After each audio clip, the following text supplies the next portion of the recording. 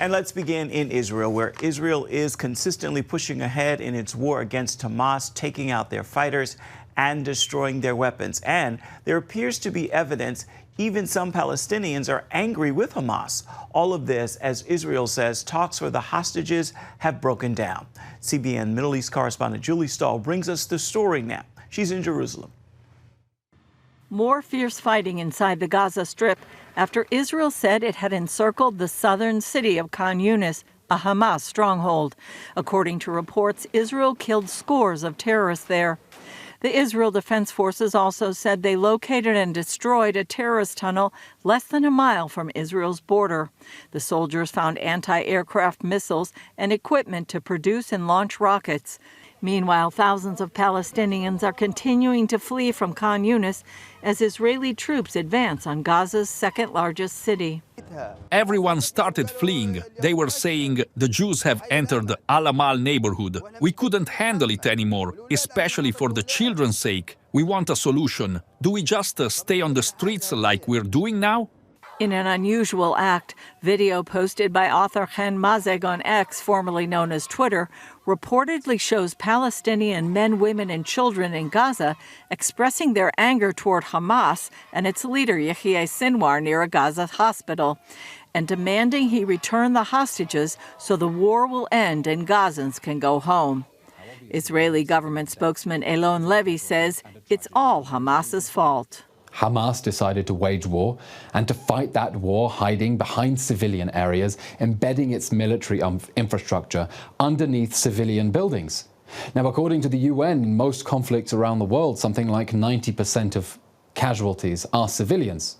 So the fact that we're talking about a ratio potentially of 1 to 1.5, while being certainly too high, shows the lengths that the Israeli army has gone to try to keep civilians safe. In Israel, too, distraught relatives of the hostages and others are demanding the release of the hostages. Protesters blocked a main Tel Aviv highway as they were calling on the cabinet to bring the hostages home. And in Jerusalem, women blocked a road and hung a banner saying the hostages are running out of time. Israeli officials also dismissed reports that there had been any sort of agreement in principle on ceasefire talks, including the release of the hostages, and they blamed Hamas for blocking any deal. At a ceremony marking the 75th anniversary of Israel's parliament, the Knesset, Prime Minister Benjamin Netanyahu honored the fallen soldiers and repeated Israel's goal. This is a war on our home. It must end, and it will end with the eradication of the aggression and evil of the new Nazis.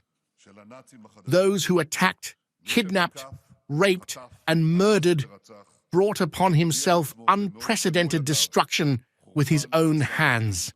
Netanyahu warned the West that Israel's fate would be theirs as well. I told world leaders that if Israel, God forbid, does not win, you will be next in line. The danger will reach you most certainly, quicker than you think. Julie Stahl, CBN News, Jerusalem. And our bureau chief, Chris Mitchell, joins us now with more. So, Chris, let's begin with where are you and what's the event happening behind you? Well, Ephraim, I'm right now in Ashkelon, just a few miles from the northern Gaza border. Right now, there's an event going on. It's just about ending right now by the IDSF. This is the Israel Defense Security Forum. It's about 20,000 retired officers and soldiers that have gathered together to present more of a conservative point of view on the war. They want to grow to about 200,000. We've interviewed the retired General Amir Abibi this morning about what the goals of this conference are. And really, what they want to do is they want to make sure that Israel stays strong and continues its effort to make sure that Hamas is eliminated. They also believe that the next major front is going to be up north with Hezbollah. But we've talked to a number of people, Ephraim, and one of the themes right now is here at this conference is that this is not just a battle for Israel. This is a battle for Judeo-Christian civilization, and they feel Israel's at the front lines of this war, and it cannot lose this war for the sake of the rest of the world. Hearing you say that, let's explore what is the big picture. What impact will this war have on Israel?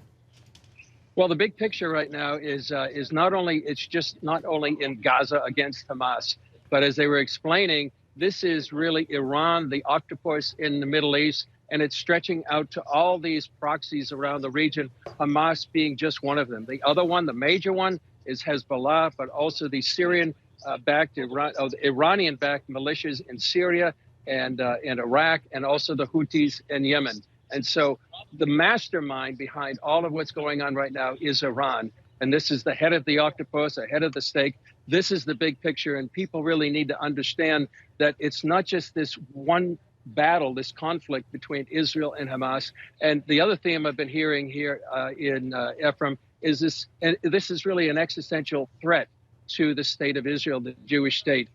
You can look at the Gaza conflict, but it's a much bigger picture than this. And that's why they believe it's so important for the U.S. and the West to stand behind Israel against Hamas and all these Iranian proxies in the region. So exactly what is the assessment there of how this war is going? Well, actually, I'm hearing a different assessment here than I've heard in some of the media. You know, some of the media has been saying maybe 20 or 30% of the Hamas terrorists have been eliminated so far. But right now in Khan Younis, for example, there's 7 brigades, IDF brigades that are encircling Khan Younis, maybe one of the last major strongholds in the Gaza Strip. One retired general was telling me Israel's never had that forces in one particular place to surround Khan Younis. Northern Gaza was an even bigger stronghold. So actually, it's a more optimistic picture that I hear at this conference than what I've heard in some of the major media. But the fighting still goes on just a few miles from where we are right now. One of the many things we're following are these protests in Israel. Are they putting more pressure on the government to take action to free the hostages? Well, that's part of the reason behind these protests, whether it's on the streets of Tel Aviv or different places around the world, to force the government or pressure the government to do more to free the hostages. As far as I know, the government is doing all they can. To a major official here in Israel, and he was saying it's just very difficult to accomplish both of these goals, to eliminate Hamas and free the hostages, but they're doing what they can. I was talking earlier, just a few minutes ago, to a father of a hostage, and he was telling me that he wants Israel to be strong. And he says, you know, they've been fighting enemies for thousands of years, trying to eliminate the Jewish state. But regardless of his son being there as a hostage, he wants the government to do what it can to eliminate this threat to the Jewish state right on its border.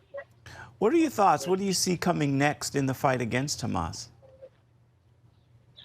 Well, right now, I think the biggest thing is that there's battle right now in Khan Younis in southern Israel. After that, it may be a more strategic and sensitive battle in Rafah, which is on the border between Gaza Strip and Egypt. That's going to be very sensitive.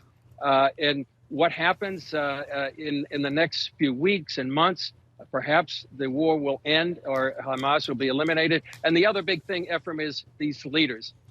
Julie mentioned Yahya Sinwar. He's the leader of Hamas in the Gaza Strip. If they are contacted, if they can be captured or surrender, then that's going to be a big change here in the war with Hamas.